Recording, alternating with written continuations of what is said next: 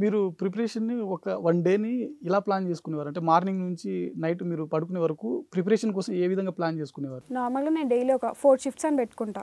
Morning session early morning. నాకు early morning చాలా అలవాటు. ఆ టైంలో అండ్ ఆఫ్టర్‌నూన్. ఈ 2 సెషన్స్‌లో ఏంటి అంటే పేపర్ 2కి చదివేదాన్ని. మార్నింగ్ కాబట్టి బాగా గుర్తుండిపోతది. యాక్చువల్‌గా నాకు చైల్డ్ డెవలప్‌మెంట్, న్యూట్రిషన్ కొంచెం బ్యాక్‌గ్రౌండ్ ఉంది కాబట్టి కొంచెం సబ్జెక్ట్ పరంగా ఓకే. డిగ్రీ, ఆ! పీజీలో ఉంది కాబట్టి. అది ఓకే. కానీ సోషియాలజీ, సోషల్ వర్క్ వచ్చేసరికి ఎప్పుడు టచ్ లేదు. ఆ పేపర్స్ ఏంటి మార్నింగ్ చదివేదాన్ని.